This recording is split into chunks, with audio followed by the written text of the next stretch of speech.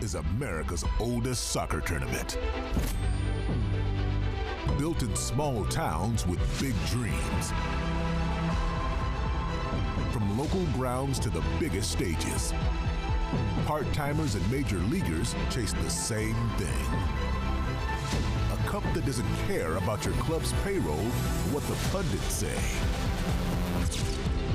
A cup that invites the chaos and carries a legacy.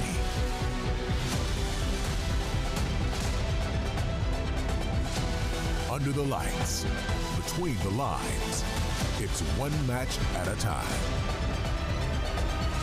To cement your name in history.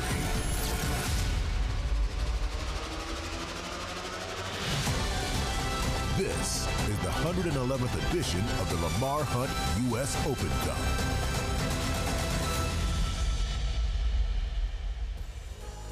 Championship Soccer Stadium in Irvine, California. 3 months from now, it'll be home base for the United States during a home World Cup. Tonight, it's the site of Orange County welcoming Laguna United in the 111th edition of the Lamar Hunt U.S. Open Cup. Happy to have you with us this evening on YouTube.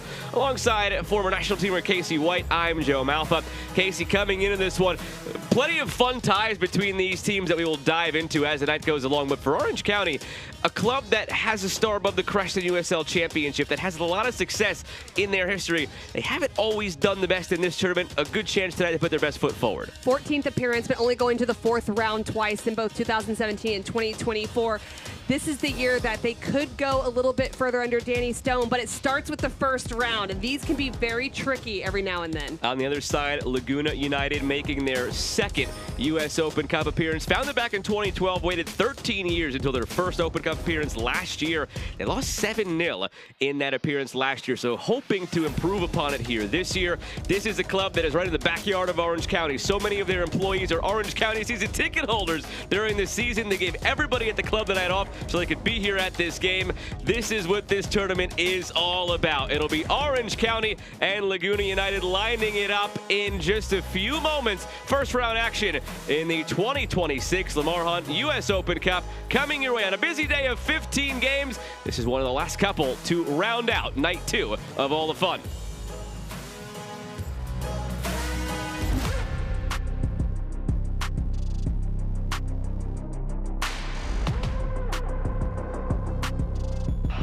Comes inside, Rodman to the far corner.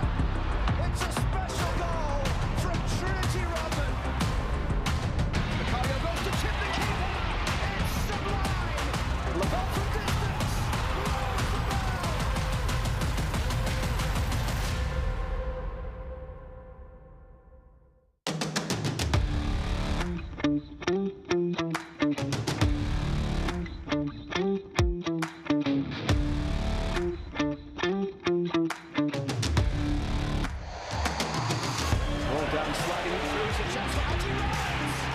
It's Gio Reyna across goal. Balogun!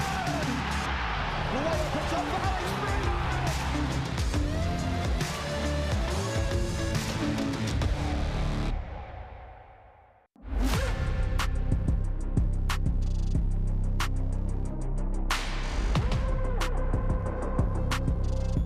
Rodman comes inside. Rodman to the far corner.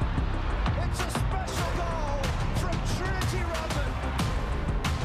Macario goes to tip the keeper. It's sublime. Lamar from distance.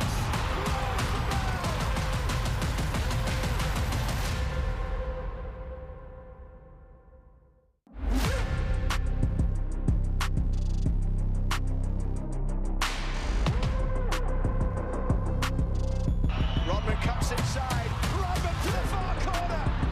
It's a special goal from Trinity Rodman. Macario goes to tip the keeper. It's sublime. Lamar from distance.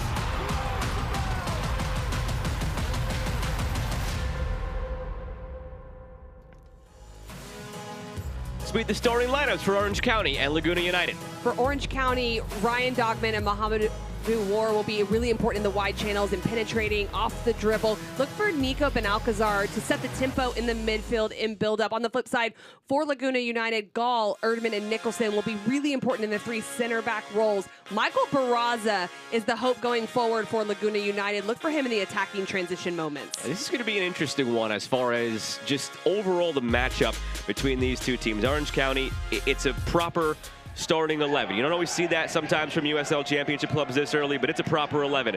For Laguna United, a mix of young teenagers from their academy, plus some college guys. One of the main players you point out in Carter Biondolillo was a 16-year-old who they're expecting big things of, and the coaching staff believes can go on to a very high Division I level of collegiate soccer. So they come in as an unknown. They have talent, but how do you go toe-to-toe with an Orange County who go right to left in the orange, Laguna United left to right in the blue? And away we go under a beautiful sunset here in Irvine. Alongside Casey White, I'm Joe Malfa.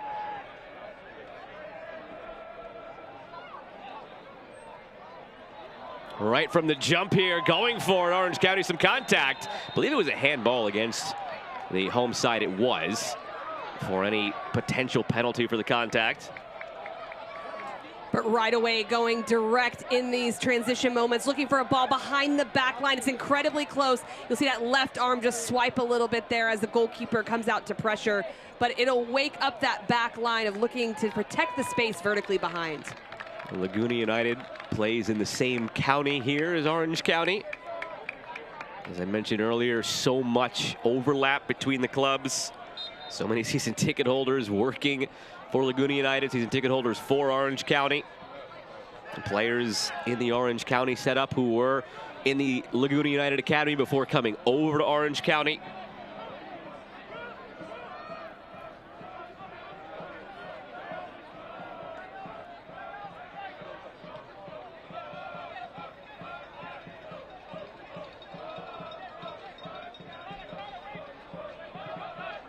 These are those early moments where Orange County just trying to figure out how is Laguna United going to approach them from a defensive standpoint. So just moving the ball, seeing where the spaces are, and trying to dictate play here early on. Mohamedou War.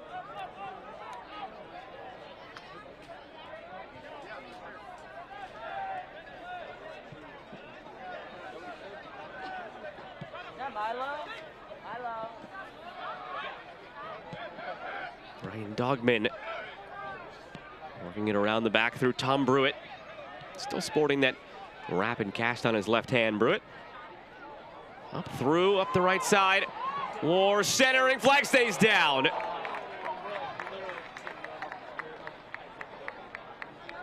Well, that's the expectation, is to get into the wide channels with War making that run in behind. The ball's played into an area that's incredibly uncomfortable for Laguna United. Barely misses, but I like seeing the slide trying to go for it in that moment. Ethan Zubak, the target number 9 for Orange County. 12 goals last season. Each of the last 2 years, strong closing kicks to this season. He had, in his final 12 games last year, 8 of his goals scored. The year prior, in the final 9 games, scored 6. So he's been really good at the ends of seasons when it matters most as of late. But what can he do now early this year for Orange County? Well, that's where you want your center striker, is right there in the middle of the box, just poaching for goals, looking to make those runs and keep the center backs honest.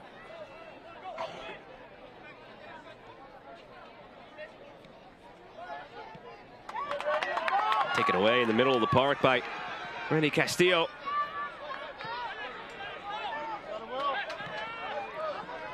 I had a chance to chat today with Sam Nicholson, the manager of this Laguna United side. They want to play. They're not coming here necessarily to just sit back, keep 10 behind the ball, and hope for the best. Definitely not. They're a team that prides himself on being technically sound, enjoying possession of the ball, but with the understanding of who they're playing against, and they might find themselves in some lower positions, perhaps a lower line of confrontation as well. So it's about picking moments. When do you enjoy that possession, but when are you smart to make sure you do it in the right areas? Stephen Kelly. Ryan Dogman. Jameer Johnson, the step over, back to Dogman. Dogman, back post. Referee's chatting about it. Goal kick, the verdict.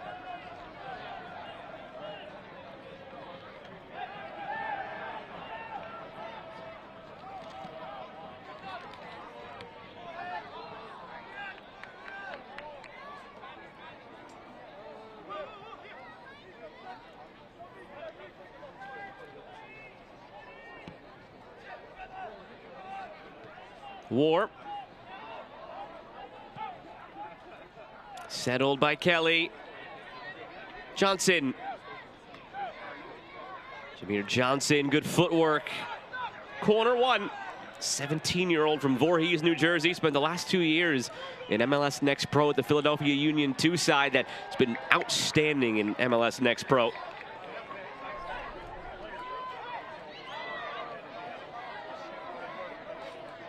County fans, get up and get loud. It's an OCSC corner.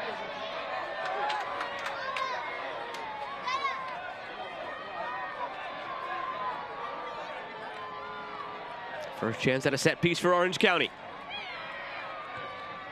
Dropped in, good service. Zubak was right amid it all. Palomino. Kelly.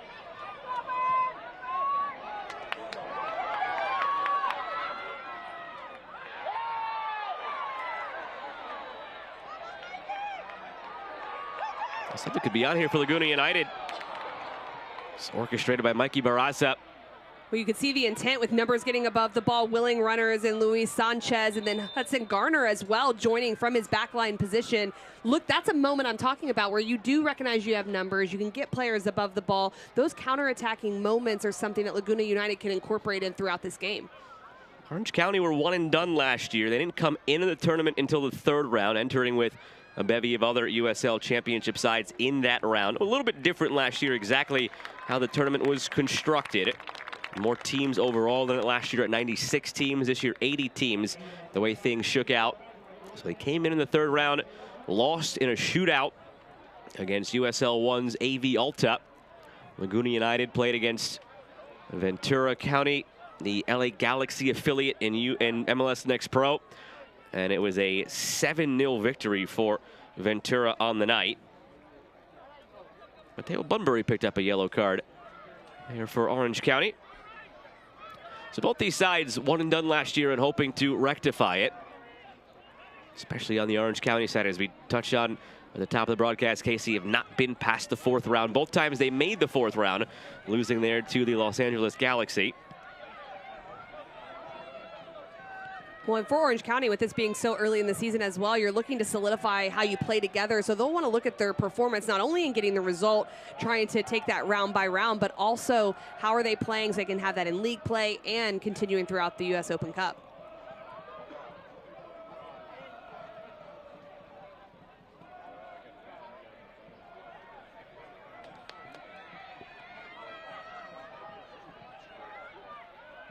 Something else to look out for in this game, the legs of Laguna United. They just played on Sunday. Smaller roster, smaller squad, had a few injuries in that game, so had to tinker things a little bit for this game. And on top of that, rightfully admitted, Sam Nicholson in the conversation today, they're not used to playing on a 120 by 75 field. So vast spread, what that does to the legs, to the lungs, how you manipulate and manage that space, all things that are going to be new in some ways to Laguna. And so often coaches will address it in 15-minute increments, the game as well, of how you manage that. So you're not just wandering around chasing, because you know you're going to give up possession at times to a team in Orange County, of course, but you don't want to chase at everything. So how do you manage that? There'll be a certain approach, especially when they've had games on the previous weekend, to manage their legs and manage when they give that all-out effort to go forward.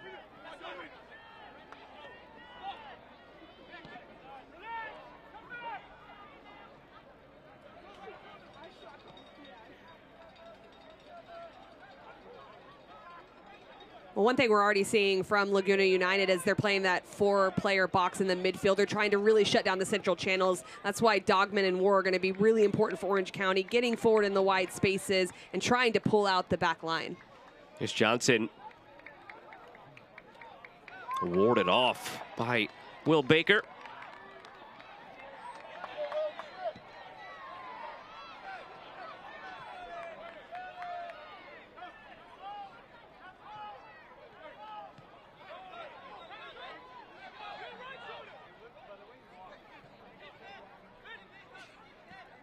Johnson, Dogman, always eager to get in behind Ryan Dogman, floats it back post, bounces around, save made. Jacob Estal, quick reaction off the deflection. He was going one way, ball came back the other. Really nice athleticism on that save, as you mentioned, because there was a lot of contact back at the back post. Came down and there was a player right in front that was looking like they had a tap in at that point. So great intervention.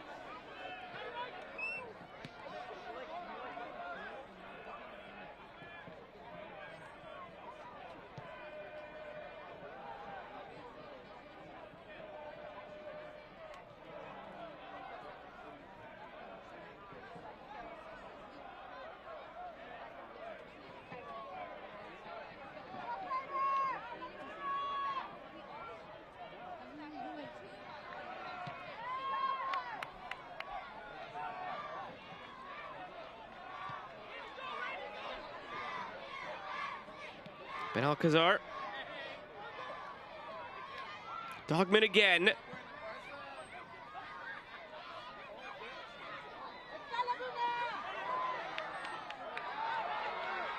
Really nice play from Castillo, just warding off that pressure. It's a little bit of a cheap giveaway there in midfield, but you can see where they're trying to play through those lines, connect a few passes. That's what you have to do. Otherwise, you're going to be spending a lot of energy getting back into your defensive shape. Free kick coming Orange County's way, but Alcazar laid out by Randy Castillo. This is back to that last opportunity, and Orange County just looking to go forward, getting in the wide channel. This is a lovely ball to the back post, headed straight down. What a save by Jacob Estal there, and enough to parry it past the on-rushing attacker. This was the last call in, just trying to recover was Castillo in that moment, but coming from behind, not timing his tackle properly.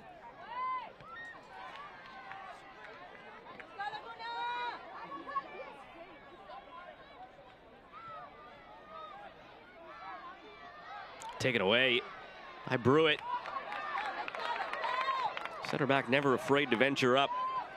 Off the moments there, but now he has to track back. Baker. Beyond Dalilo. Good build for a 16-year-old. He definitely doesn't look like a younger player in there, and his movements are really nice, turning into that false outside back, trying to build, and has a good stature playing in that holding mid role. It's asking a lot of a teenager to come here on the road against a second division side. And hey, that middle of the park where you're going up against, I don't know, Stephen Kelly, who just spent a couple of years playing in Europe in Scotland's second tier. Yeah, here's your assignment. Go figure it out. You know what's exciting about that, though, is that it can serve as inspiration as well, that you're on these fields, you're seeing players at the next level, and you're showing well, so that can help you build towards what your future can be as well. And no doubt, he could leave tonight and be on Dalilo and say, hey, I actually wasn't too far off of that level myself. And no doubt the way Orange County signs and scouts 16, 17-year-old players, they might be taking a look themselves in this game.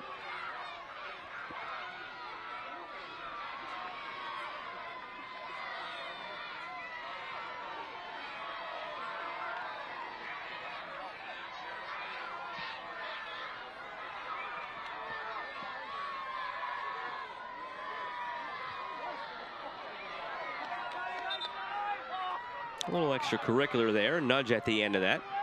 I like seeing moments like that where they're trying to push the pace, Laguna United, though. They're not sitting there going, let's just see this out and let's try to slow the game down. They want to play. I love seeing that from their players.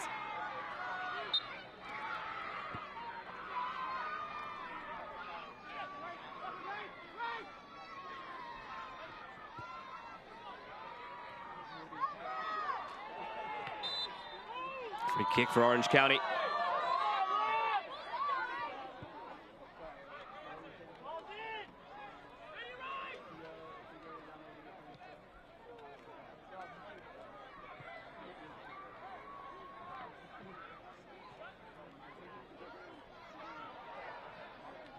Bunbury. Johnson. Along for Dogman. Back post. Pinging around. Now toward goal and saved by Estal. Right up against the post, making the stop.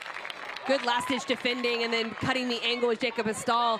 I'd like to see Dogman go to goal. I'm not 100% sure he didn't just miss-hit that because the extra pass came from Stephen Kelly. It was a great decision from Kelly. Watch here at the top of your screen. He finds that extra ball, and then it looks like Dogman plays it across. That has to be going to goal. There's 4 players back on Zubac in that moment, so I'm surprised he went across. On second look, I think your first 3 was right that he just made the wrong decision because he hit it with his instep. He meant to pass that, which not the right call there. No, definitely not in that moment. Everyone has overshifted to that side. You are now the primary player, but that's your left back. That's all the way in the attacking penalty box. Ever since Danny Stone has really gotten his fingerprints on this team, now in his 3rd year total at the helm, taking over midway through 2024, he's really been proactive using the outside backs. Ryan Dogman loves it, and the stats prove it. At 3 goals and 4 assists from that position last year.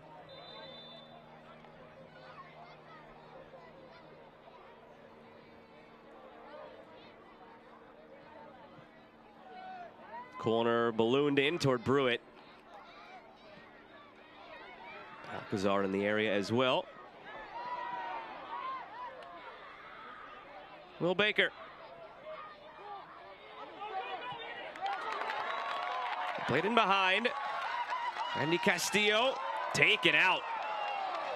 Looked like the ball was won first by Garrison Tubbs. Well, that was a hard challenge in that moment, but you're right. It did look like there was a little bit of the touch of the ball before the body came through. Love the attack, though, from Baker, spinning out of pressure, finding the change of point. The direct change of point springs this transition. You'll look right there. And it was a good tackle. Just the rest of the body came through, but he did make the contact there. Tough challenge on Castillo, but a great run from him out of midfield. Garrison Tubbs, 24-year-old from Georgia, went to Wake Forest. From there, signed a homegrown deal with Atlanta United, traded to DC United.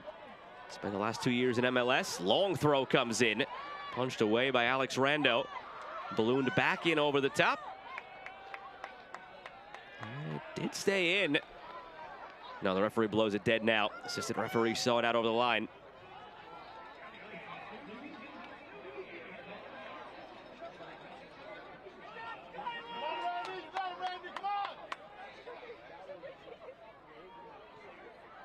You can see the clear 4 in midfield for Laguna United, and it's asking Castillo and Sanchez to go into those wide channels, put pressure on Ward, put pressure on Dogman, because there's so much space out here that they can take advantage of, but they just don't want to be played through that central channel. War. Bunbury.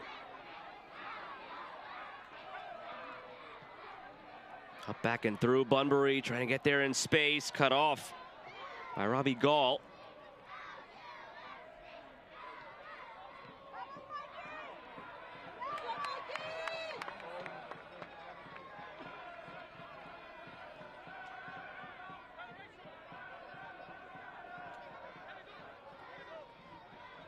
Palomino. Quick touch. Johnson left it behind.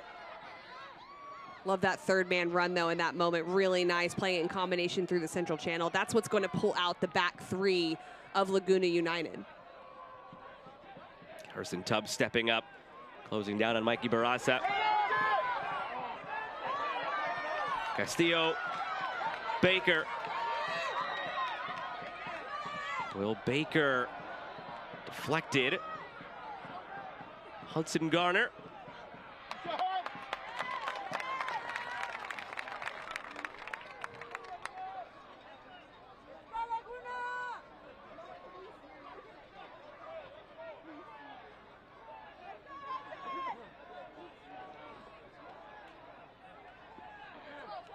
There's still no shot taken yet for Laguna. 2 shots both on target for Orange County. A couple of great stops by Jacob Estall down at the other end of the field.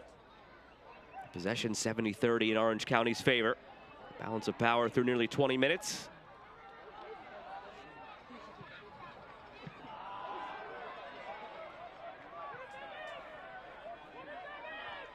Well, we haven't really seen this. It'll be interesting to see what Laguna United does in their in-possession shape, getting players a little bit higher, being able to dictate a little bit of play and try to move Orange County around.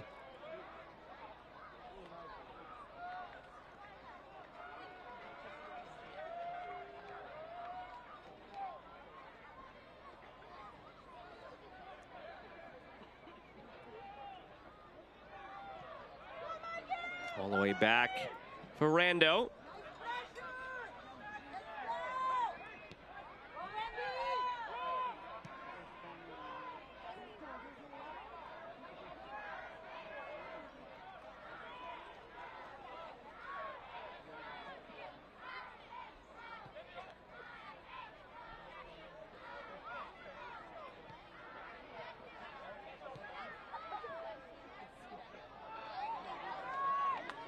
Good defensive shaper here. Now it's about keeping the ball, 1 or 2 passes. Easier said than done against an Orange County team who will swarm and try to counterpress. Here they go on that swarm.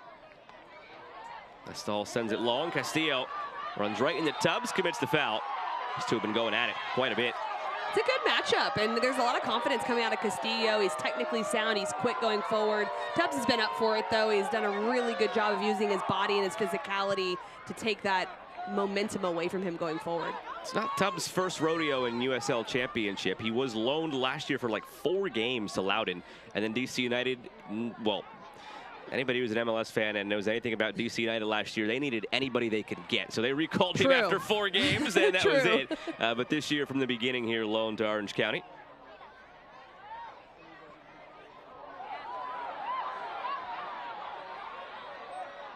It's been cleanly physical for the most part so far.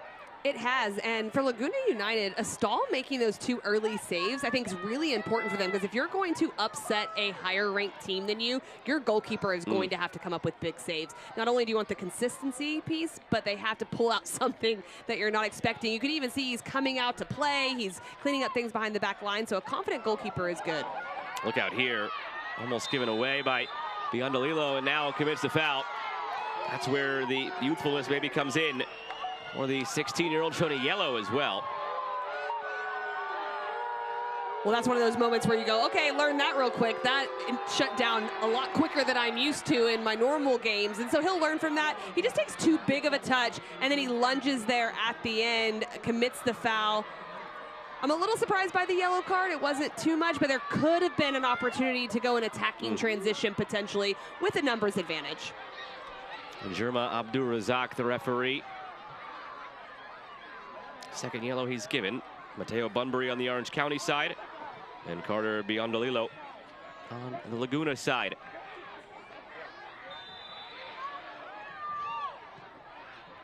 Clipped in off the free kick, and right back the other way with the foul against Orange County.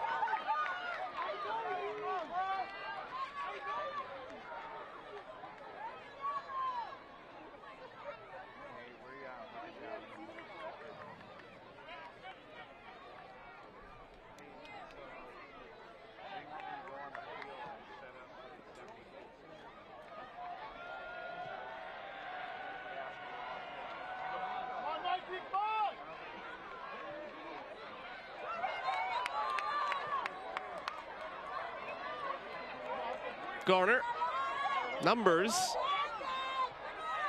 slowed it down. Orange County quickly got back into shape. Some really good decisions, just recycling play, knowing they didn't have numbers to go forward. So having the confidence to keep the ball, recycle it, and try to possess. It won't always work, but it's the right decision in that moment with numbers behind the ball for Orange County.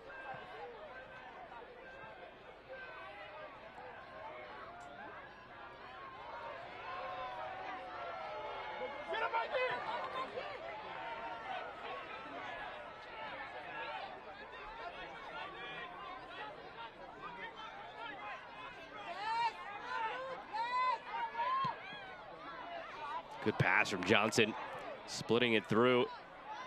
Palomino over to Bunbury. War overlapping.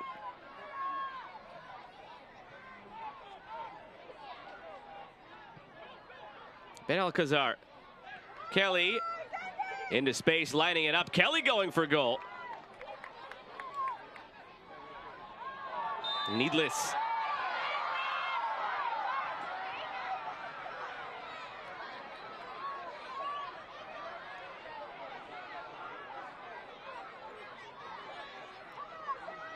Well, you picked the perfect word for this as Erdman goes and chases. Complete positioning to Orange County. No need to push. You're going away from goal. Now you've just said, hey, I'll go back in the penalty area and allow you to serve it right into our box, which no one wants to see, especially a stall in goal. He's not looking for that, forward to that.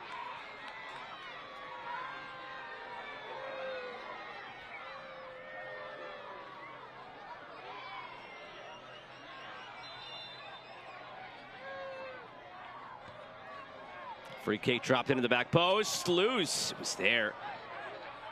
Put wide in the end by Benalcazar.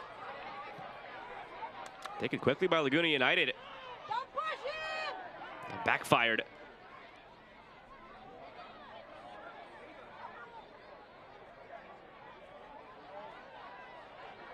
I don't mind that urgency from Laguna United, but you might have to deal with the ramifications of it now. Kelly going for goal, and they pay for it. Stephen Kelly capitalizes. Orange County up by 1. Well, you certainly love the confidence of looking to go long, but what happens is you're in this expansive shape and you play a team like Orange County that has the midfielders that they do. They are going to look to capitalize quickly when there's all that space in the midfield third. You give the ball to Stephen Kelly at the top of the box. He also is going to find the one little window you give him for the finish. So really good right here, just keeping it in possession. You can watch Stephen Kelly just coming in, joining. He takes this really nice prep touch, beats one player, finds a little window of space. As a stall comes across, as he should, Stephen Kelly puts it in the far post. You like the idea from Jacob Estall in goal. On a night where you are the ones who come in as David trying to bring down Goliath. You thought you had a moment on the counter with the goal kick. It's created 2v2. Come up short, and all of a sudden all those numbers that were forward for the corner are still forward. The number's not in your favor.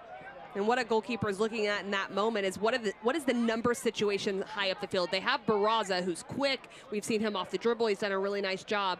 But there's always going to be 2 players back. So if you're not able to get a number situation, you put yourself in a precarious situation.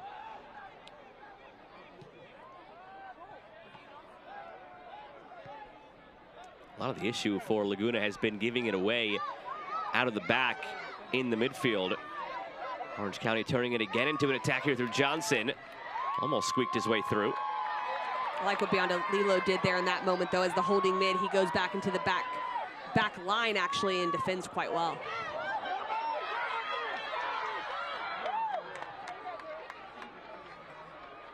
An ominous orange cloud seeping onto the field now after the goal was scored and the flare was set off.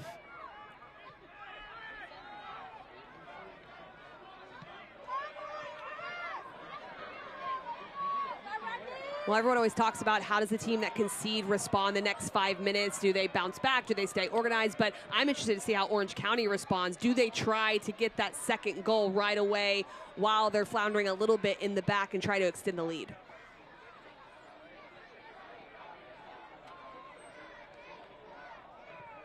War intercepted by Robbie Gall. Mikey Barraza doing it alone right now. Harrison Tubbs goes in. He won it once again. Been holding really strong at the back, Harrison Tubbs. One-man wrecking crew.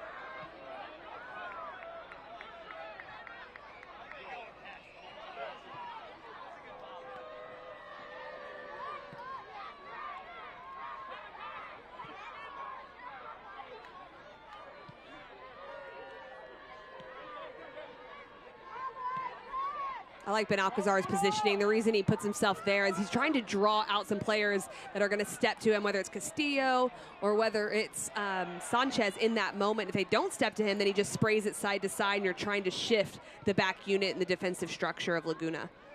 Brewitt.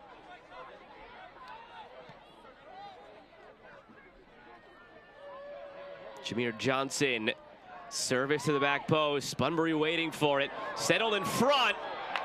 Blocked down for Zubak, bouncing around, slapped away by Estall, loose in front, and it's in.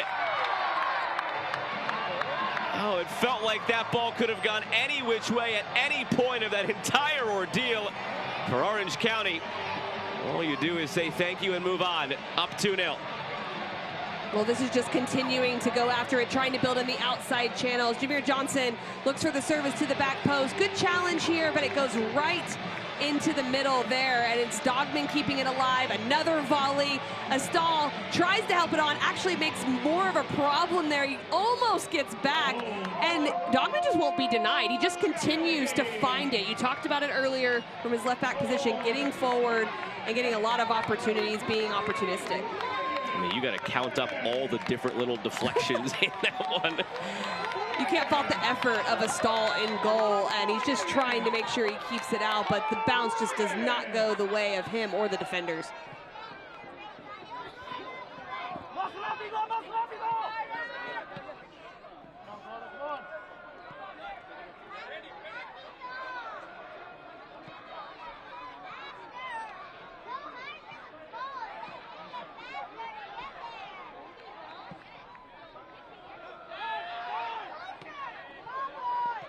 Half an hour gone, Orange County up 2-0 on Laguna.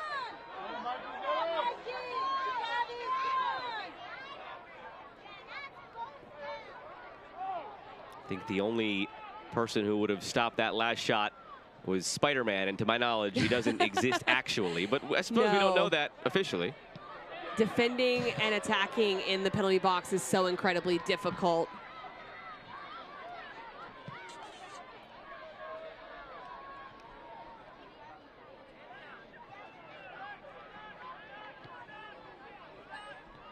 You and I had a chance earlier taking a peek at the Charleston Battery game against Badgers.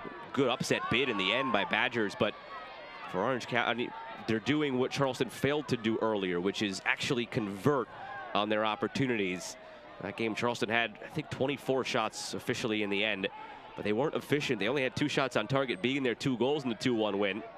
Orange County, 5 of their shots on target, and their 7 total shots, and now a free kick in a terrific area to tack on.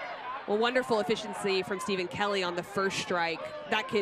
You can pull that one way or another very easily, but he struck it with such precision. And then with Ryan Dogman, it's just he's seeking out the opportunity. He's just a little bit more alert. We didn't see that from Charleston, as you mentioned. We didn't see that alertness in the penalty area.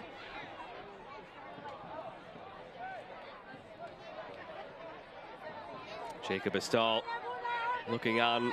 It was 3 conspiring over the free kick. Now it's down to 2.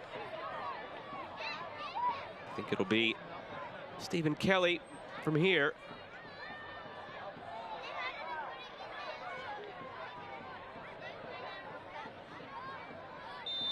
Scored the first goal just a few moments ago in the 25th minute. Ryan Dogman in the 29th minute. 4 minutes apart. Kelly eyes it up. Stephen Kelly into the wall. But Alcazar keeps it in play instead of letting it go out for a corner. The spin on it, it might not have made it all the way out to the end line.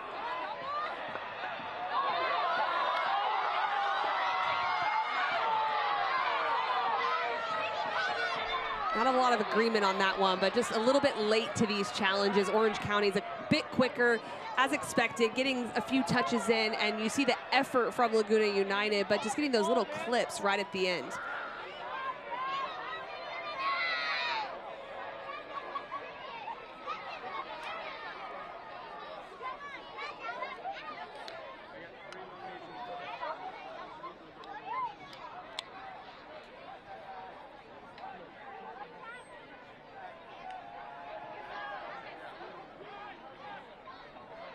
Their game on the weekend, down 1-0 against Phoenix Rising. Phoenix went down a man.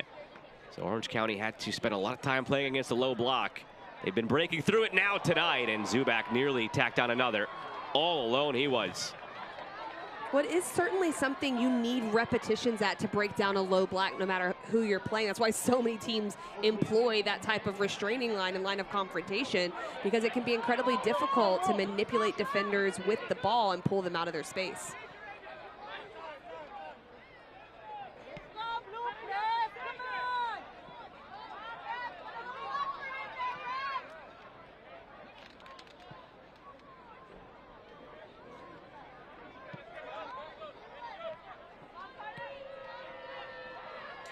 Johnson Work back to Dogman.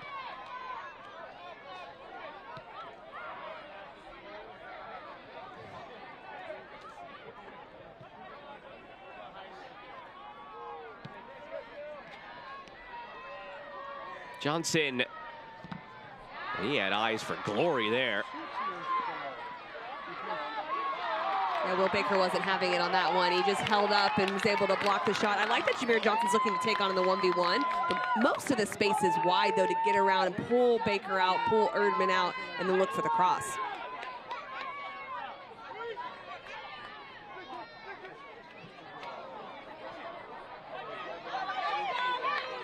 Barraza.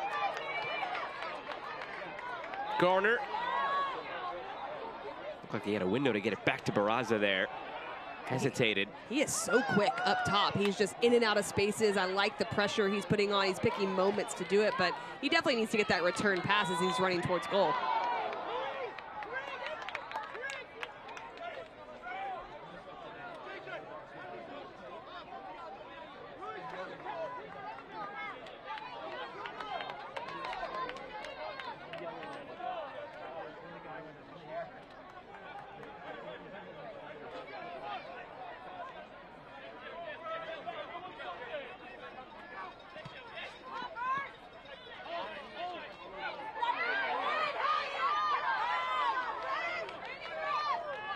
Final 10 minutes of this first half. Laguna United still looking for their first shot.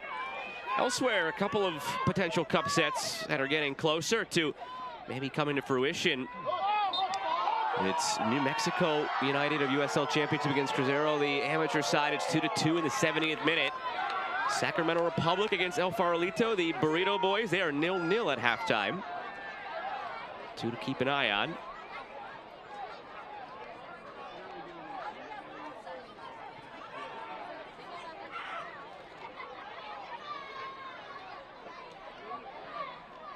War. I do like the speed of play we're seeing from Orange County. You're dribbling at speed, they're moving the ball at speed, combination play, and it's asking questions of Laguna United. Anytime you play against this low block type of system, or when you force them to go back into a low block, you've got to move the ball at pace, and they're doing that so far.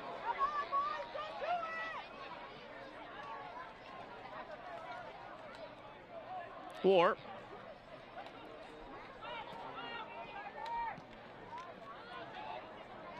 Zuback lays it off, going for goal. A falling Bunbury puts it wide.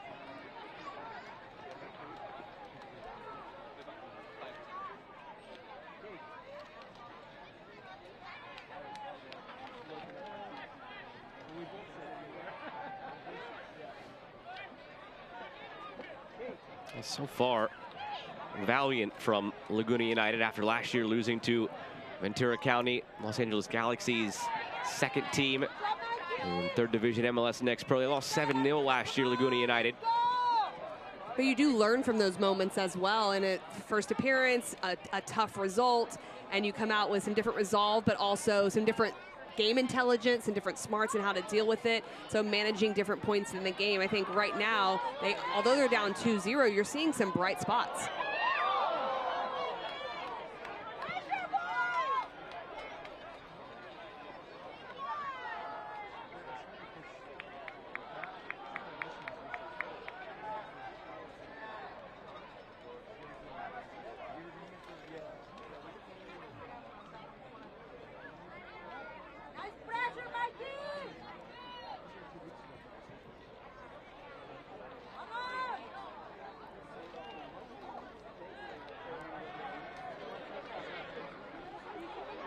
Well, this is where defending transition's important, finding your shape quickly for Laguna United. And Orange County kind of lets them off the hook there by recycling play. There weren't a lot of players back for Laguna United, but they're able to get back in.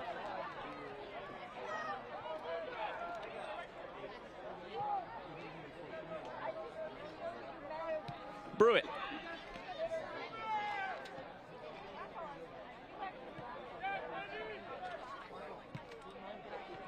Telegraphed from Ben Alcazar, well read.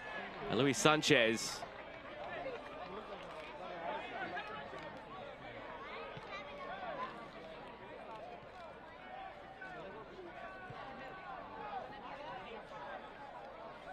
Mohamedou War.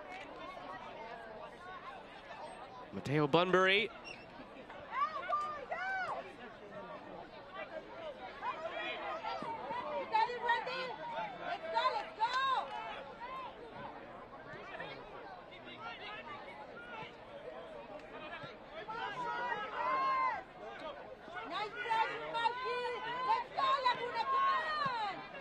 This is good probing here from Orange County, just moving the ball in, out, and then you look for the space behind. Great intervention, though, from Erdman there, just to make sure that nothing was able to get into that space behind the back line.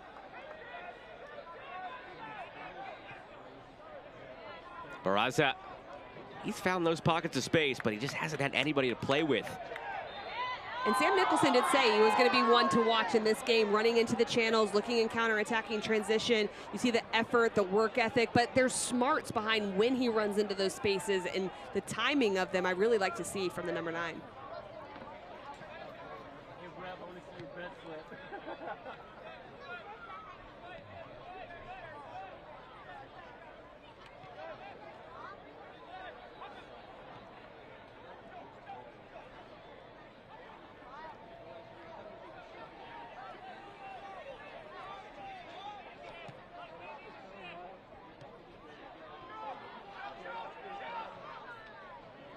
Bunbury, the second crack at it, slow-footed. Didn't get there in time. Garner.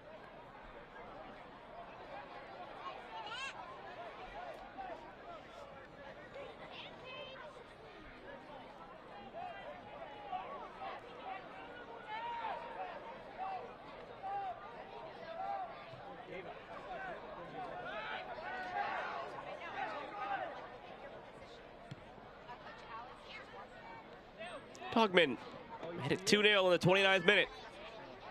Goals 4 minutes apart. Good movement in and out of spaces right now. There's an underload centrally for Orange County, but there's a lot of movement. Players in the wide channels inverting, coming inside, making sure it doesn't become an issue. That allows them to keep possession through those central channels, even having a 3 versus 4.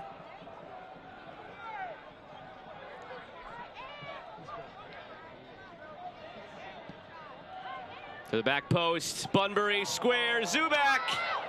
Wasn't aware of where he was, left it wide. His finish was lacking, but his movement was really nice. He lost his defender very quickly by a secondary movement in that moment.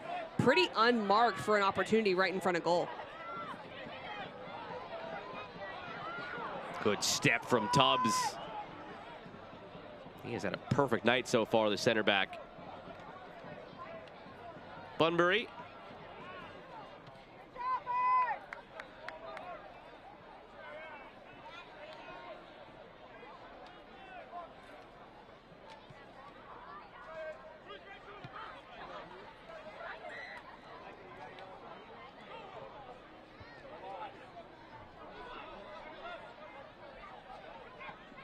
Johnson floats one.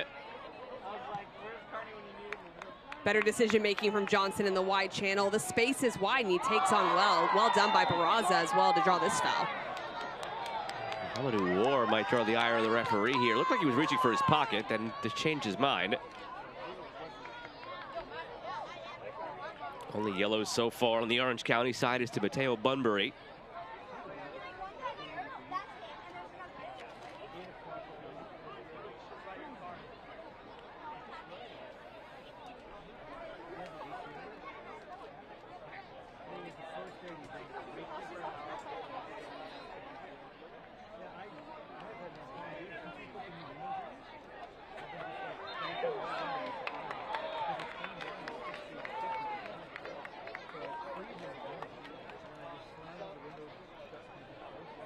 Told there will be 1 minute of additional time at the end of this first half.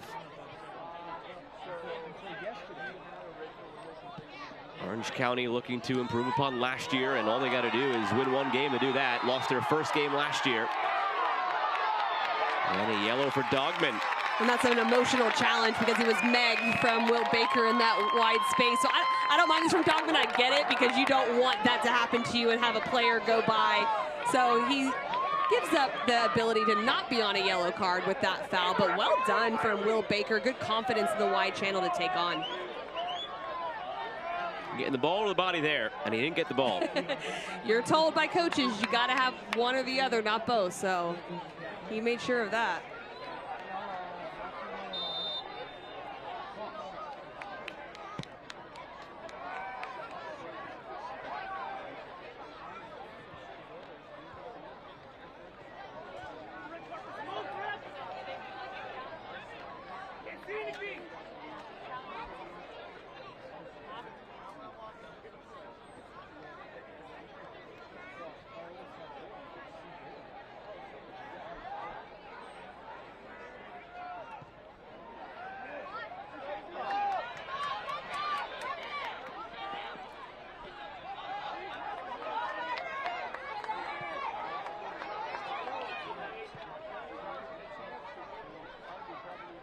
Gotten more of a footing over the last few minutes in the possession, Laguna United.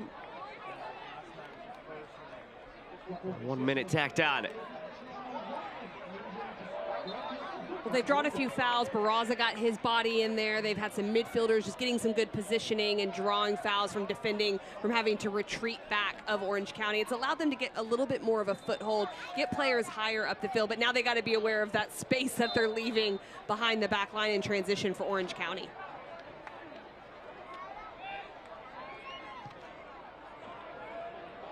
Lofted in the area. Brewitt rises above the rest.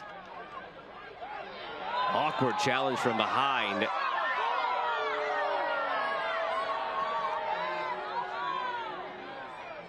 Vincent Lopez may be fortunate to get away from that one, given the bar we've seen set for yellows so far. Thought that might have risen to the threshold, but some leniency.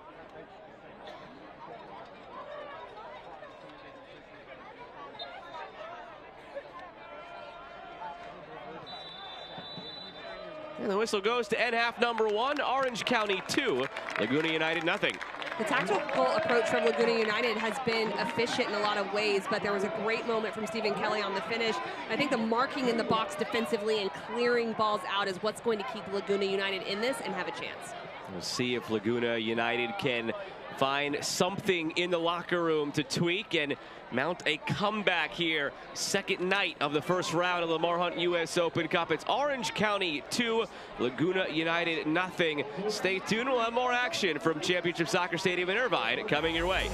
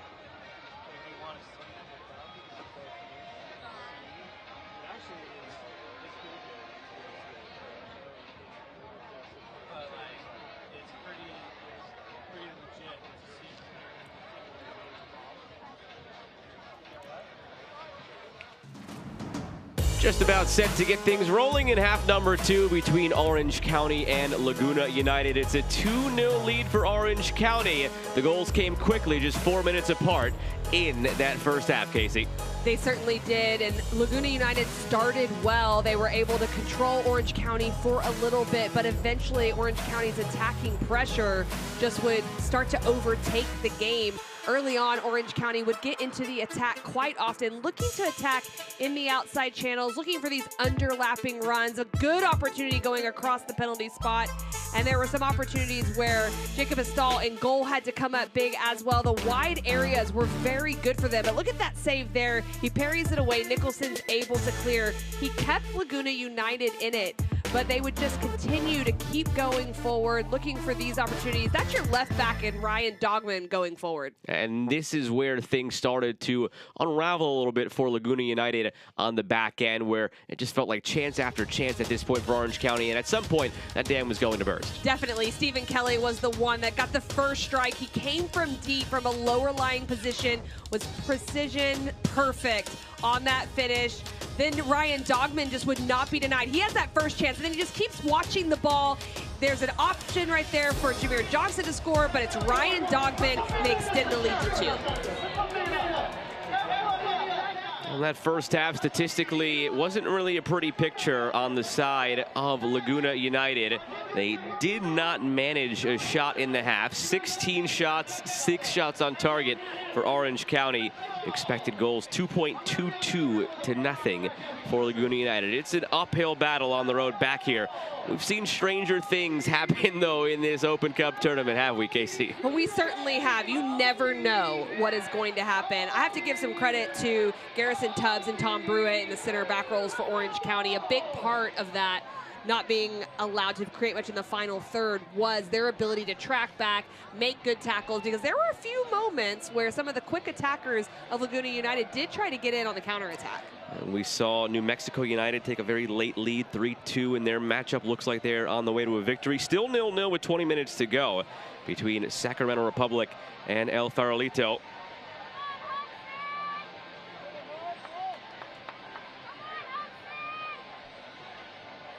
Substitution at the break. Get you those as they come our way. Laguna United right to left in the blue. Orange County left to right in the orange.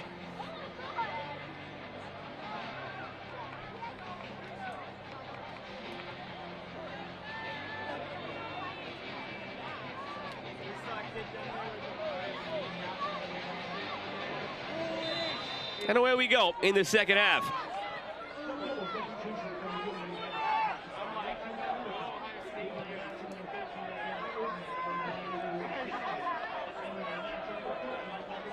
Dennis Erdmann and Luis Sanchez, the two who came off for Laguna United.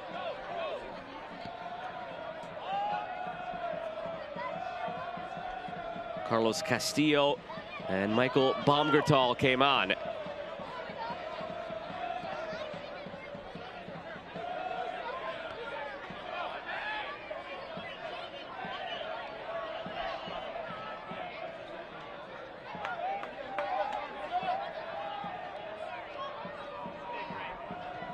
These first 15 minutes, I think, are really important for both of these teams. For Laguna United, the way I'd approach this is just continuing to stay in the game. They held it at 2-0 for quite a while. Yes, they have to figure out how to go forward and to create chances, but it won't matter if you open yourself up too much early on in this second half. Late challenge, sliding in the substitute, Carlos Castillo.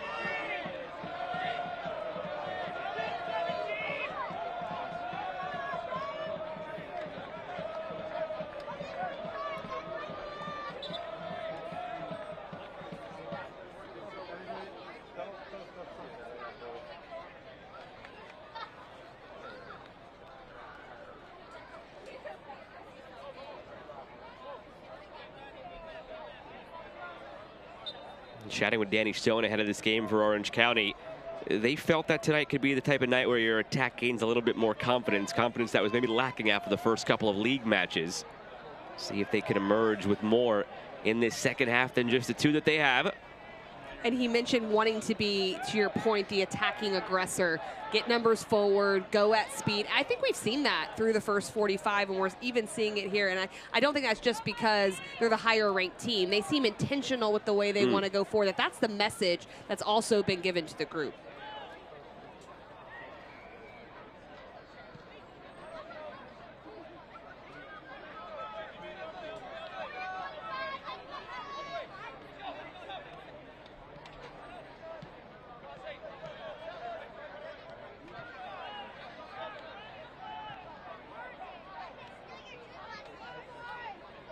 Johnson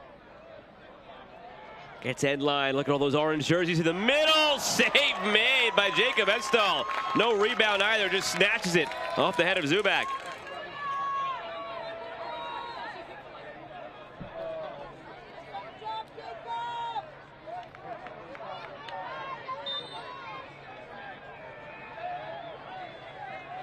I love the 1v1 isolation of Johnson in the wide channel. He's right-footed off the dribble, but he's going to his left a lot, and he puts it into a dangerous area, lofts it up. But look at the snag from Edstall in that moment. Really nice. It's put in an area where he can make a save, but he doesn't allow a second chance opportunity, which is what's important.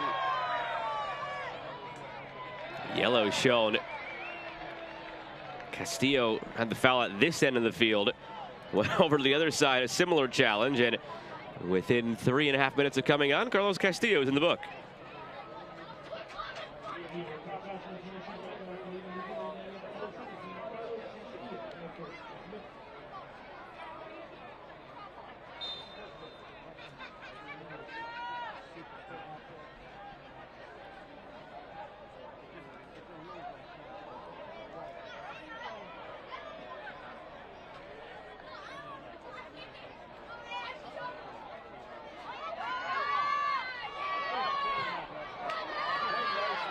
Nice move from Barraza. Good idea on the change of point there, but really nice recovery efforts from Orange County. I'll tell you what, though, I really like Will Baker off that right side as well. Him and Barraza have been bright spots, not only going forward, but also their defensive work as well.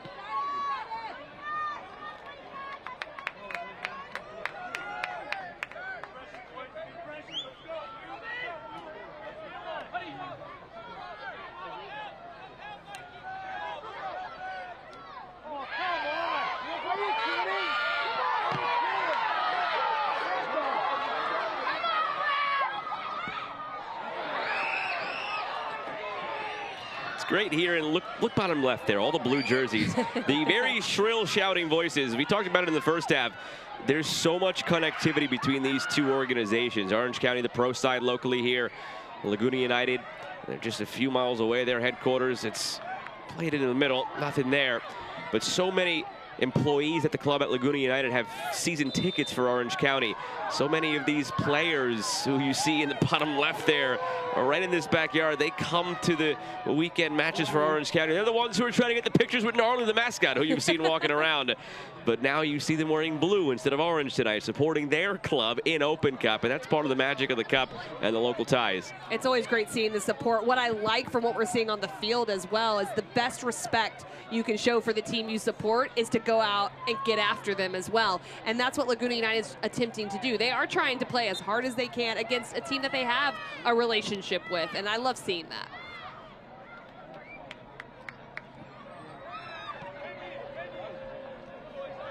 War. Looking ahead for Bunbury, tracked down by Robbie Gall.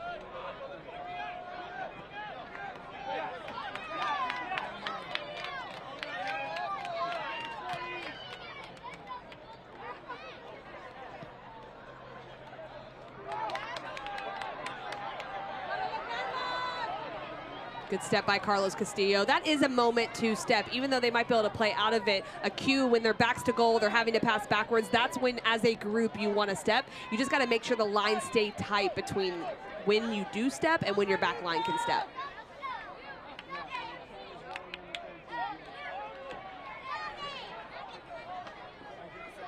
Caught off by the substitute Baumgartel. Championship Soccer Stadium, the site tonight. In 3 months, this will be the home base for the U.S. men's national team during the World Cup. playing their first and third group matches in Los Angeles, the game in between in Seattle. Huge honor for Orange County. The outstanding facilities they have here to be chosen as the host by the United States. Oh, that's a lot of trust to put on Biondololo there in the middle, playing that ball through. It's very close, but they do well to play out. Intercepted by War.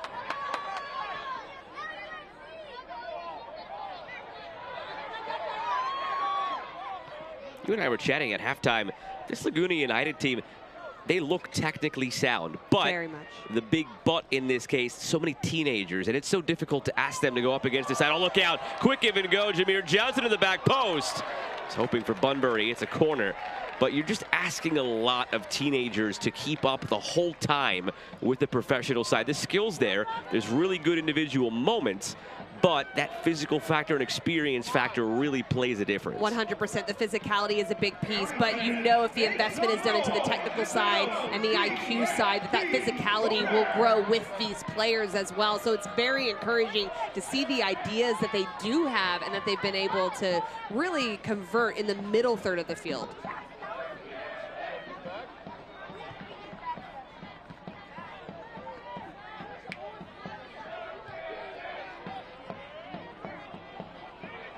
Volley, that'll leave the stadium. And so often those physicality pieces show up in your marking in the box and your ability to compete on services in, and that was where that second goal came from in the first half, or holding up play a little bit higher up the field when you're outnumbered, because Mikey Barraza has been great up top. He's technically sound, he's quick, he's caused some problems, but you've got two players against him, and so the physicality piece can be very difficult at this level. Stephen Kelly got the first goal. Ryan Dogman off that last ricochet off the goalkeeper ended up getting the second goal. Jameer Johnson almost had it, but then the big save from Jacob Estall put it right back into the path of Dogman. I know that feeling as a player, Jameer Johnson, where your eyes get really big because you know you can score and then you just don't quite connect with it. But Dogman was there to put it away. I understand it. I feel for him in that moment, but it still turned into a goal. And Jameer Johnson has had ample opportunity and may still have more to find his own goal here tonight.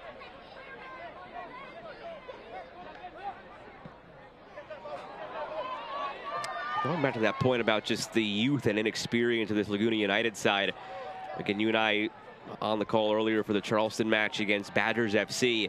That Badgers side, amateur side, but more of a local Sunday league, if you will, where pretty much everybody on that team is somewhere between age 22 and 35. They went toe-to-toe with one of the best teams in USL Championship. How did they do it? Physical play. They did it through a lot of sacrifice, blocked shots, blocked crosses, things that you won't necessarily see from what is essentially an elevated academy side with Laguna United, with all the teenagers they have. But what we didn't see earlier from Badgers is all the tactical link-up play that we have seen from Laguna United. So it's a give and take. It's a better brand of the game that Laguna United's playing, but from a results perspective, that Badgers side with the experience and the physicality in this setting against the pro side fared a little bit better than Laguna has here later on. It's about putting all the pieces of the puzzles together in the same place, and you can't always do that, especially when you have a younger squad. You're right, though, with that Badgers FC team, it was a lot of physicality in the box as well, blocking shots, being able to go toe-to-toe in that way. But one of the hardest things with academy players, and as they go into whether it's the college game or the pro game, it's adjusting to the speed of play, how quickly space is shut down. The ideas are there. It's just being able to execute that at a faster pace. And so far, I do think it's been a good showing. You take away the score, you're seeing some of those elements, but it's how do you progress into that final third of the field to make your opposition uncomfortable. That's the piece they haven't quite figured out yet. And the unfortunate part, too, is you can't take away the score. The score is what gets you into round two but that's my of the coach Open brain. Cup. That's my development coach brain coming out. I was getting excited talking about development, but I know it's about results tonight, but giving Laguna United their credit.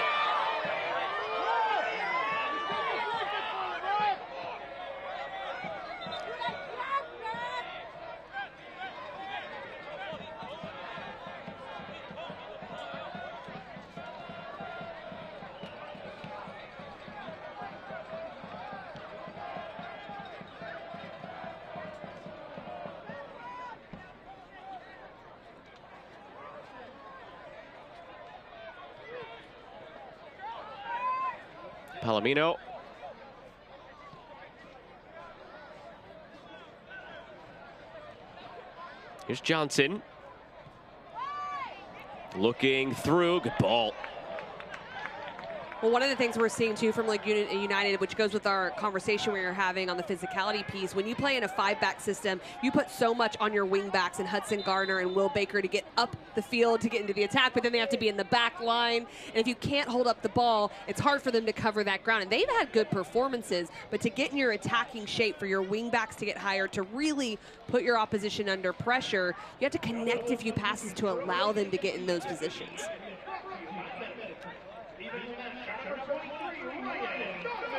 Ryan Dogman subs off for Orange County. As does Marcelo Palomino.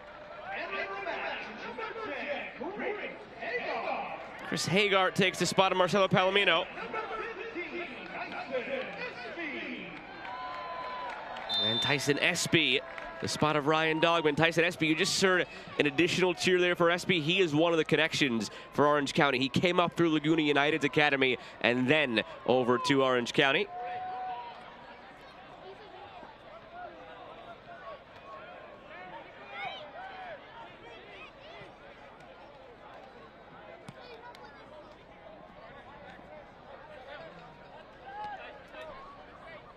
And Chris Hagart, the jersey switch this year, now the number 10 for Orange County.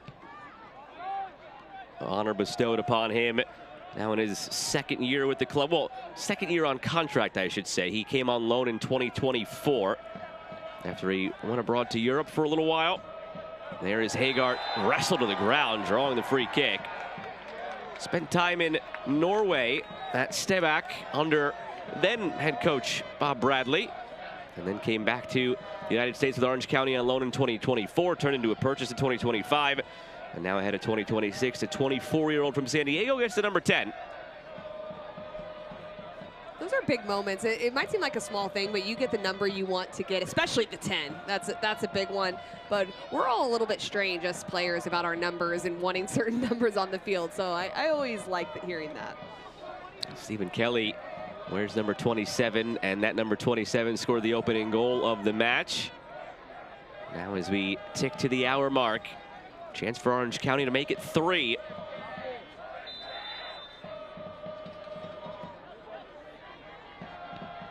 Kelly, a little too tall for Zubak, which is tough to do at his frame. On the volley, Chris Hagart wanted to show why he's number 10, but not his finest moment.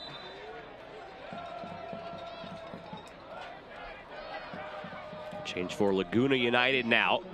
That'll be all for Robbie Gall on the back line. Tiago Aranibar takes his spot.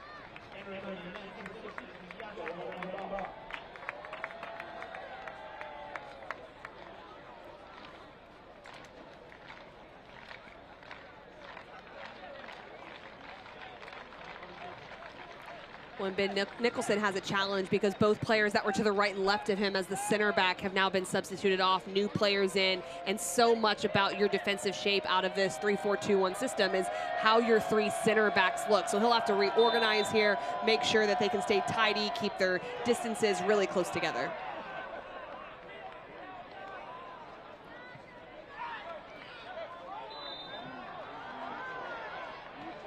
Tyson Espy, the other sub who came on with Chris Hagart, he'll turn 17 in a couple of weeks. Made his first career start in the season opener after last year playing in 3 games for a total of 15 minutes for Orange County. Coming off a big February, Tyson Espy made 2 starts for the United States under 17s in CONCACAF U17 qualifying. Well, it's something that we haven't really talked about too much. We talked a little bit about the ties of this team, but thinking about how the Laguna United current players feel, seeing a player like that that's come through their system, that's not only having success with the U.S. youth national teams, but is in a professional spot where they aspire to be at some point. There's a lot of ties there. Don't call me sentimental, but I like it when I see these ties, because I think inspiration is so important when you're playing in these types of games after the competition's over. And there's a lot of opportunity for Orange County for the young players. We've seen it through the years, the guys that have come through this organization and gone on to Europe. It has been a very clear pathway. And the next one on the way is Pedro Guimaraes, who did not start today's game and is not available on the bench tonight. He gets the night off for Orange County with the roster rules in Open Cup. But The 17-year-old is on his way to Germany this summer. His transfer to Eintracht Frankfurt already completed. He's going to stick with Orange County through July 1st when the transfer window opens, and then go abroad. Still to be determined at that point. It's a July 1st transfer window. You start doing the math. That's during the World Cup, and the German Bundesliga season doesn't then begin until August. Will they allow him to stay in Orange County on loan through the end of the season? To be determined still. So Orange County doesn't yet know if they'll lose him the rest of the season, but the move becomes official on July 1st. Already agreed to. A big move for the youngster. Interesting that it's Eintracht Frankfurt as well. They did a U.S. tour last year, and they played a couple of friendlies against a couple of USL teams. Had some fun in Louisville against Louisville City. So they have their eye on the United States, and they have their eye on USL Championship. Paxton Aronson playing right now at Eintracht Frankfurt. Got his start in USL Championship with Philadelphia Union 2 back in the day.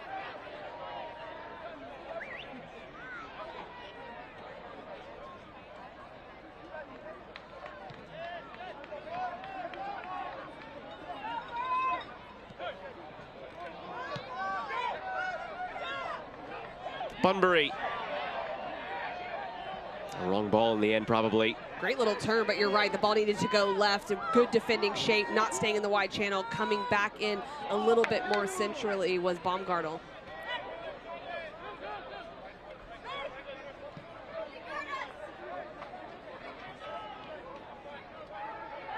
Johnson deflected. Luck not going his way tonight, Jameer Johnson, in his quest for a goal. A lot of little deflections here and there for sure.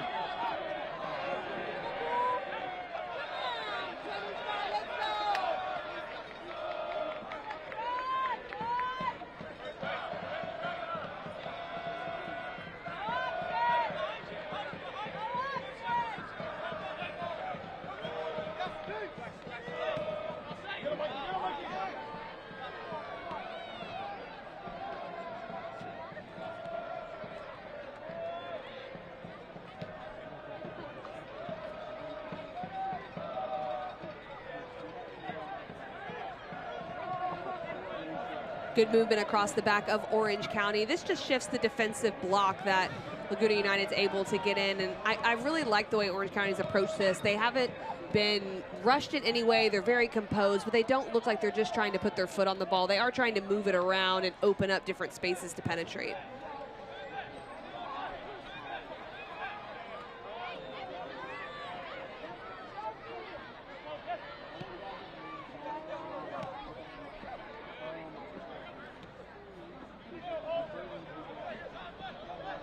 Bunbury.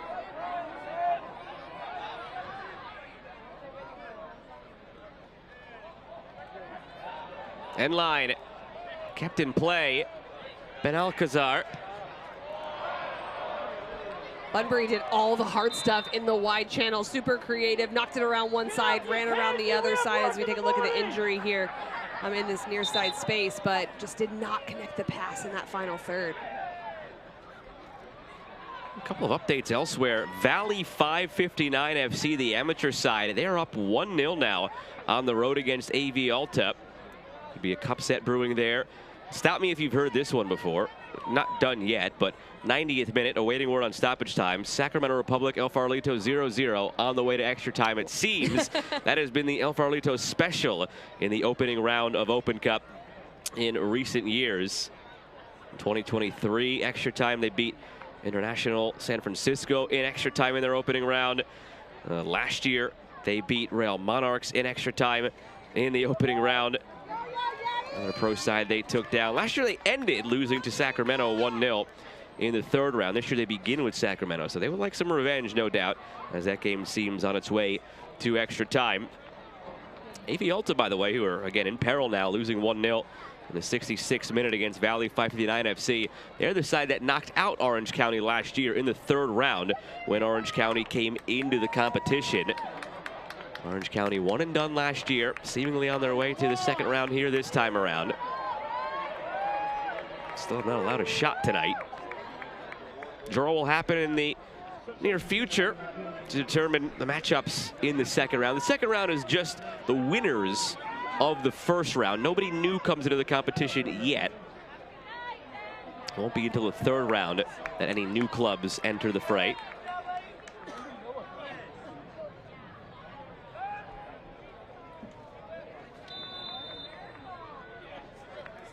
Randy Castillo just departed.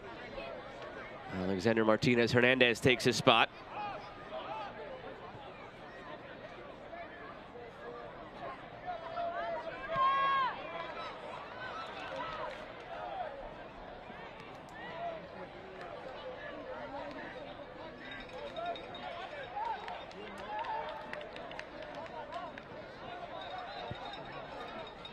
Second round will be contested between March 31st and April 1st. Tuesday and Wednesday nights of that week. And the 32 winners from this round. And the round of 32 will be contested April 14th and 15th. It'll be the 16 winners from the second round, plus the 16 MLS clubs entering the fold.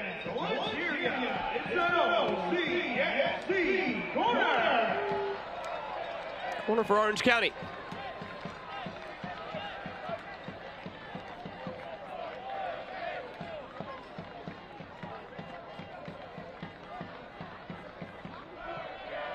Looking for Zubak, bouncing around. And they will come back up the field for a goal kick. May 31st, Charlotte, North Carolina. That's when the United States in the All-State Continental Classico welcome Senegal. Get your first look at the nation's biggest stars before they head to the FIFA World Cup this summer. Match kicks off at Bank of America Stadium at 3:30 p.m. Eastern Time. Tickets available now at ussoccer.com/tickets.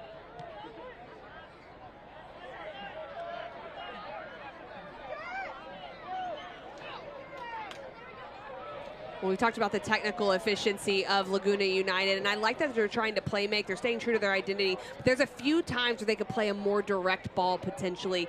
Not direct without purpose, but just something to go more vertical. Before that U.S. men's game on the 31st of May, on April 14th, Tuesday night, you get one of the greatest rivalries in women's international soccer as it comes to Seattle. The U.S. women's national team returns to Lumen Field for the first time in nearly a decade against Japan. That's on Tuesday, April 14th. World Cup finals, Olympic thrillers, iconic moments. The rivalry has delivered it all. Now it's coming in the Pacific Northwest. Get your tickets at ussoccer.com/tickets.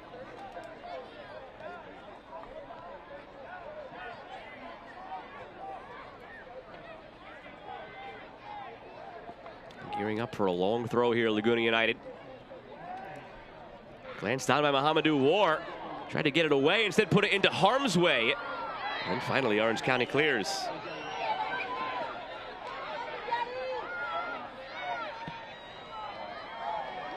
Lofted ahead. Opportunity to counter now.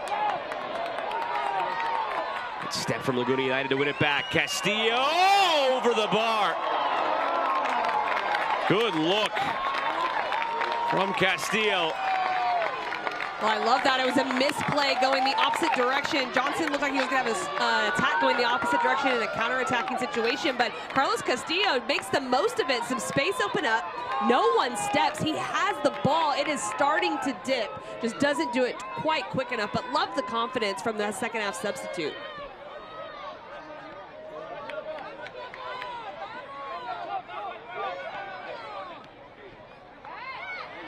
One back again for the pressure. Castillo forces the turnover. Barasa, though, gives it back to Orange County. Feels like they're sleepwalking the last few minutes, Orange County. Especially in those transition moments. Got that 2-0 lead, but that could evaporate quickly. All of a sudden, the confidence shifts if you give up the one. Gets a little strange if you give up the one goal. It always does, and they certainly have the experience of dealing with that Orange County SC, but you don't want to give any life into your opposition this late in the game. Weirder things have happened.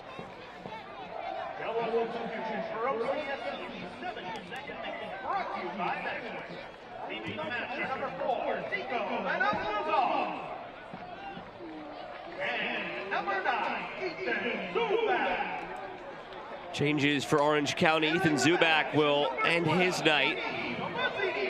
Yaniv Bazzini takes his spot up top.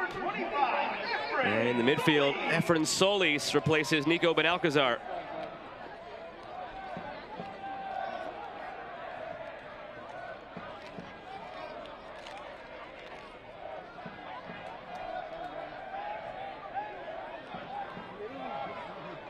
A lot of numbers coming forward. You would assume there's going to be a long throw in on this, just getting as many numbers in the box, try to create something out of the set piece. Oh, last long throw helped create something for Laguna.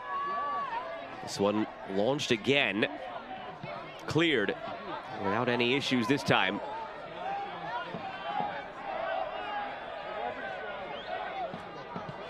So Yaniv Bazzini gets a look atop the line for Orange County. Let's see if he could tack on here. Last year spent the season in USL League One, 11 goals, 5 assists with South Georgia Tormenta.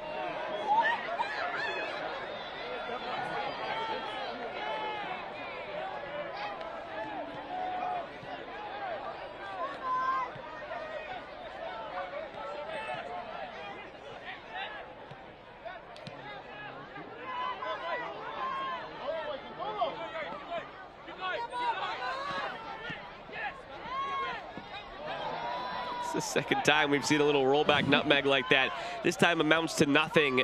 Bazzini. Johnson stayed on side, chips it.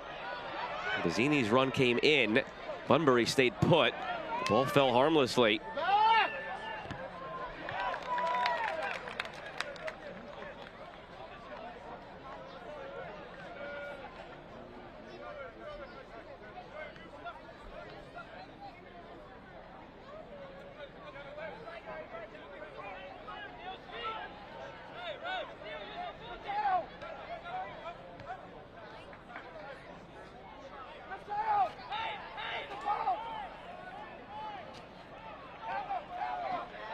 Three shots for Orange County, 1 for Laguna.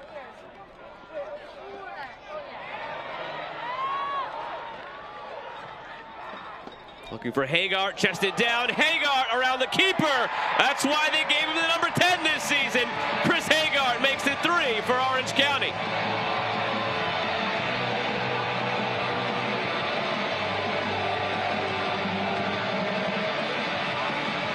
This is a goal of the utmost quality from Chris Hagar, coming through the central channel, out of the pressure, playing into the wide areas. Mohamedou War steps and wins it since he's gone to that left side. Plays a nice little floating ball in, but Chris Hagar comes through a distraction run, gives him that little bit of space. It's right here, though. Uses Estall's aggressiveness to come out, which he should, but he shows the composure to take the extra touch, dribble the keeper, and then slot it away. Quarter of an hour remains. Now it's 3 for Orange County.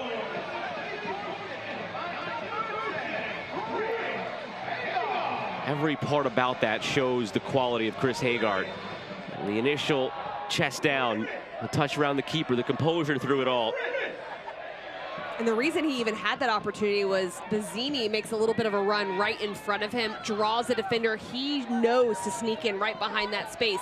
But then all the extra is kind of something you don't really teach. It's just who can slow things down in the attacking penalty box are usually the best goal scorers. It's like time slows and they just know how to read pressure and manipulate space. And it's second nature that they know they're going to control the ball. And that's what you see out of Hagar there. And the word you use, goal scorer, he's not even necessarily a goal scorer. He scores goals because of his quality and the positions he finds himself in. He had 3 goals last season, but he had 9 assists. He's usually the creator, the supplier, the distributor for Orange County. But he can also do that on a moment's notice if he sneaks forward. What that goal asked for was what we see him do in the center of midfield to escape pressure. Right. He's usually not finding himself in the 6-yard box doing it, but I see that from his play and what he can do. Now he's just in a bit of a more advanced position just from being really in sole possession of this game. I'm glad you point that out. You could see him doing exactly what he just did in the center circle and then springing the ball through to Ethan Zubak or whoever may be up top. That time, he sprung the ball into the net because he was 3 yards from goal. This time it was a goalkeeper, not a holding mid, stepping to put pressure. But we'll take a look at this back. Last opportunity, just a really strange collision there, just going down in that moment, so he'll get checked on.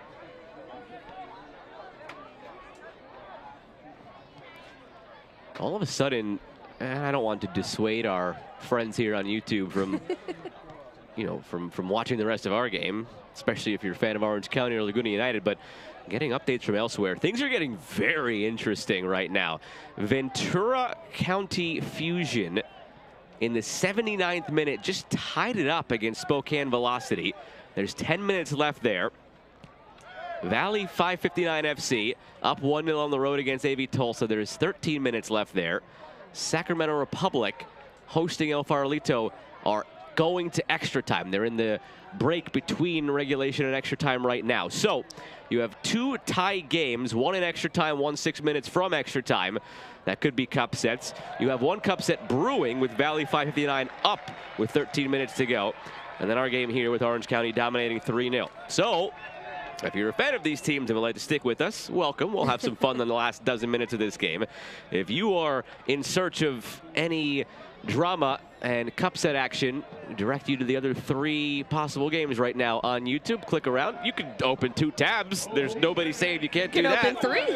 You get wild. Actually, you could go for a quad box. There are 4 games going on. You could go for the full quad box if you'd like to. Multi-view. Let's go.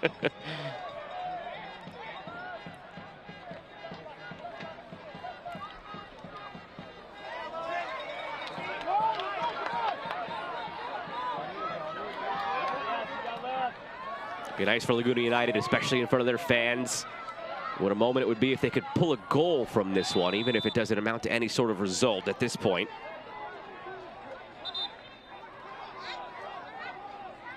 Orange County readying. Will be one final change.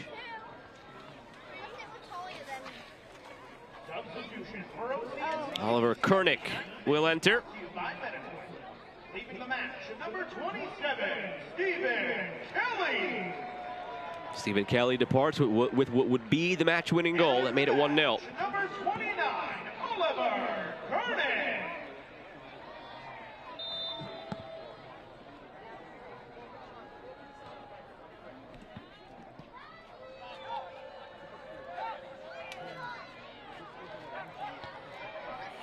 Dangerous one all the way back for Alex Rando.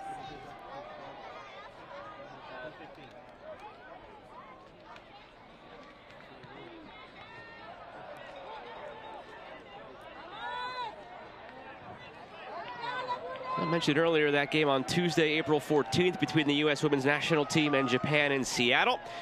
In case you want to make a whole road trip out of it, 3 days later on Friday, April 17th, the conclusion of the 3-match series between the United States and Japan. It's in Commerce City, Colorado, featuring the last 2 She Believes Cup champions. This top 10 matchup takes place on a special Hello Kitty themed night at Dick's Sporting Goods Park. Secure your tickets today at ussoccer.com/tickets.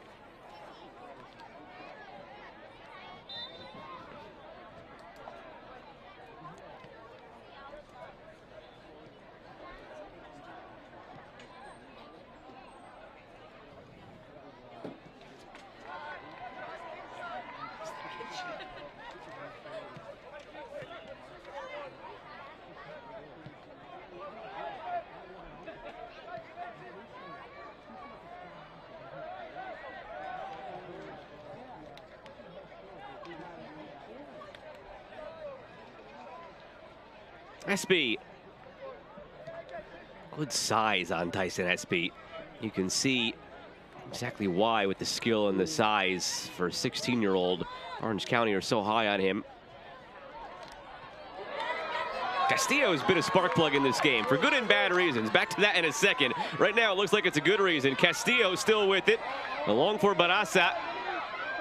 Mikey Barasa curling it, leaves it wide. But ever since Castillo came in, he had 2 challenges in 3 minutes. One of them turned into a yellow card. Since then, he has the best look at goal on the night for Laguna. He sparked some attacks. He's turned the ball over in the midfield, or rather, forced turnovers in the midfield. He's been outstanding since he's come on. You said exactly what I was going to say, was that yellow card, you could tell from the beginning, he was ready to go. He was going to be buzzing around, and he certainly has been that catalyst coming into the game. Yellow card was shown to Garrison Tubbs in the middle of the midfield.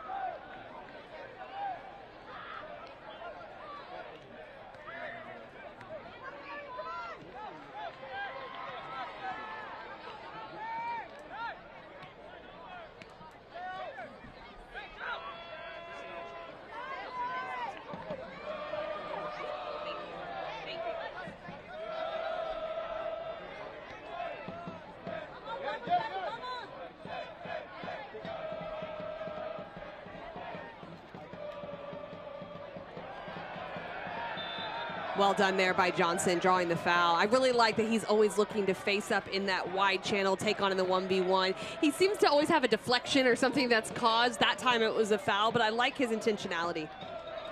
And quickly, Orange County trying to catch Laguna United asleep at the wheel. As Marquise Mitchell came on for Will Baker. Spokane Velocity have scored in the 89th minute to go up 2-1 at Ventura County Fusion. So avoiding, it seems, with a late goal, a cup set there, or at least avoiding extra time for now.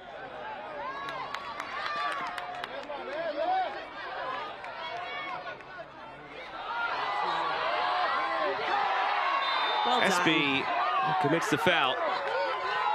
I like Hudson Garner, what he did there. It wasn't just a taking on. If you rewind it back actually a few steps, he takes it on the half turn, and that puts SB in a compromising situation where he's isolated 1v1.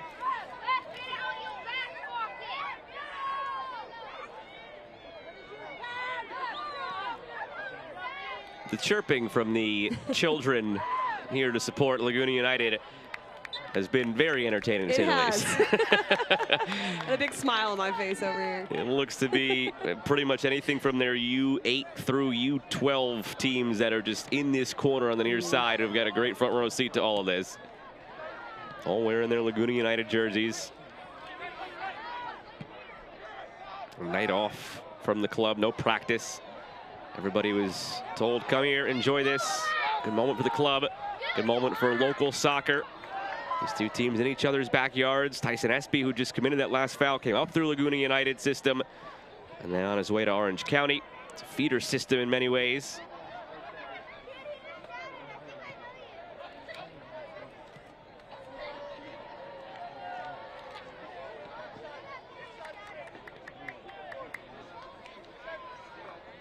I think a lot needs to be said too. You mentioned it in the first half. We haven't really talked about in the second half, just playing on this big of a field. The fatigue factor you thought would set in a little bit more with Laguna United. Yes, they've used substitutes, but there's a lot of players that have been on there for this entire time with not a lot of possession, having to cover a lot of ground. And I think they've done a really nice job of staying disciplined defensively and not allowing too many gaps to open up. They're teenagers, Casey. They could run for days. I don't know. I don't know. Teenagers I've coached couldn't run this long.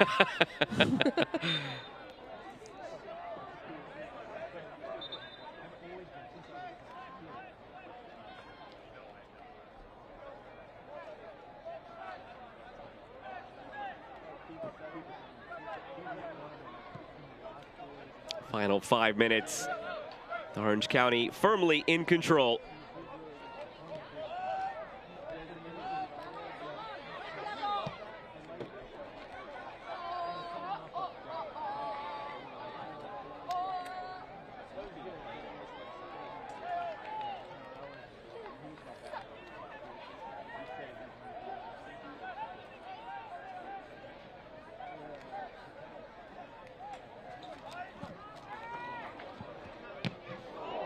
That one went like 70 yards on the ricochet.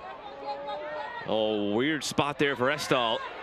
Has to retreat back into goal. Hasn't gotten back yet. You can see it was being eyed up. Oh, he let it go. Johnson, he's been persistent all night. And even now, does not catch a break. The offside flag comes up and he just noticed it. Oh.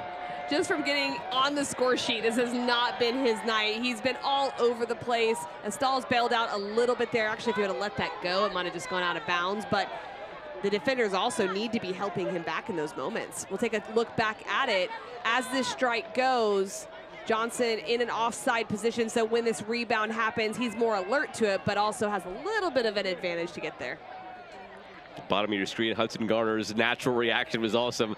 Hands go right on the head, oh no. And then looked at the flag and it was like, all right, well, we're okay. We've all been there, oh thank goodness.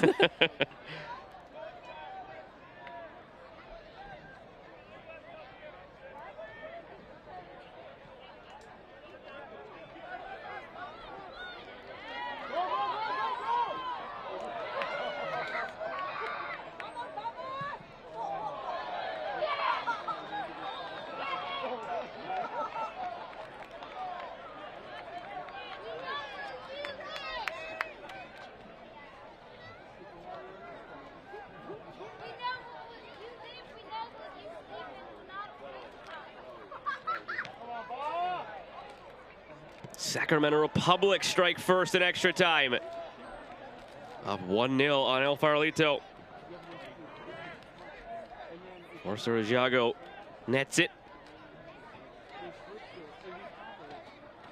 Valley 559 FC still leading 1-0 on AV Alta. Could be the cup set in the late window of the night. Earlier we did see one cup set, Asheville City winning 3-1 over Greenville Triumph. So between Asheville City there, Vermont Green last night, and now perhaps Valley 559 FC tonight, it would be the three teams still carrying things forward for the amateur sides. Every other winner so far a pro team. Still have more games to be played tomorrow night. The 32 winners from this first round will be drawn amongst each other in the second round, and then after we whittle that down to 16, those 16 teams will meet the 16 entering MLS teams in the round of 32.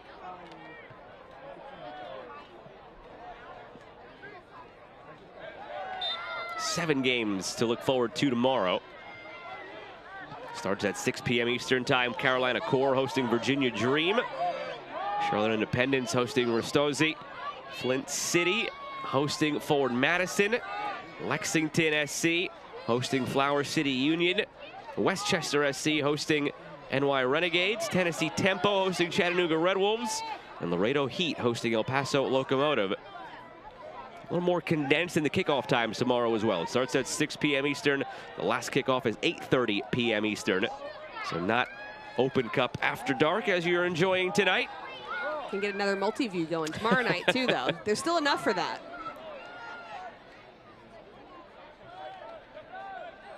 '90th minute here, no word on stoppage time.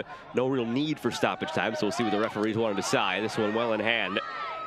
Goal differential clearly not factoring in a knockout cup. See if there's any time left for Laguna United to try and salvage a goal.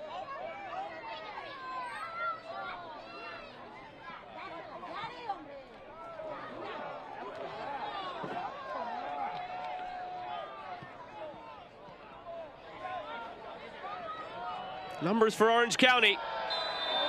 Knew what he was doing there defensively. Ben Nicholson picks up the yellow. It's smart. It was a 4v2, a counter-attacking transition moment. Ben Nicholson steps in, allows his team to get back in this moment, trying to keep it at 3-0 in these late minutes.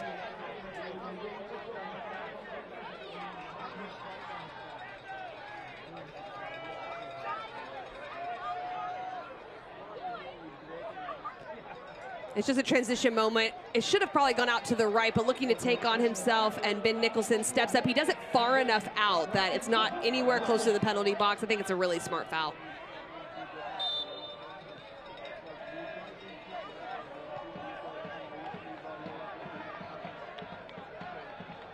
Beyond the 90-minute mark now, 1 minute was tacked on.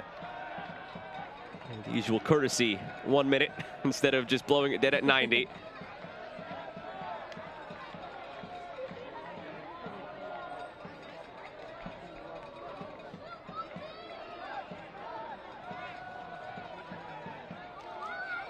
Castillo, it's been impressive for Laguna United.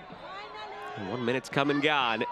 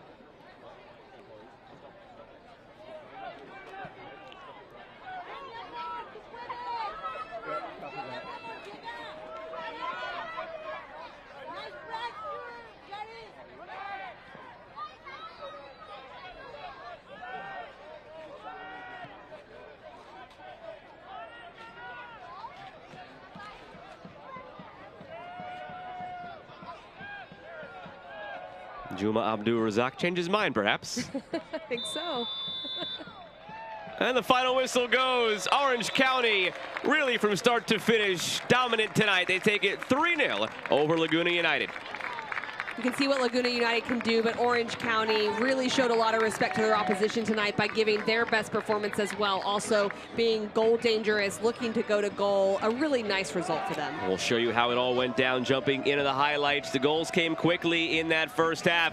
Stephen Kelly in the 25th minute ignited the scoring. Ryan Dogman 4 minutes later before they would tack on in the second half, Orange County. Well, Stephen Kelly started everything off, coming from deep, taking a touch, then beating his first defender, and a nice slotted ball with the left foot into the far post area. That would give Orange County the 1-0 lead. And then there's just a lot of opportunities in the box. Ryan Dogman going for it, then some saves from Estal. Jameer Johnson has a whack at it, but it's Ryan Dogman that makes it 2-0 just 4 minutes later, which really changed how this game was being played. And then the one real chance to maybe bring it back to 2-1 for Laguna United changed the complexion of this game. Castillo rippled the net, but he did so over the bar, clipping the back of the net, and then Orange County would put this game away with a third. War steps up really well in that defending moment, plays it across, some multiple runs in the box, but Haggard is the player that shows the composure and the ability to finish and put this game away. 3 touches that he made look simple. Chest it down, touch around the defender, and then the goal past the keeper.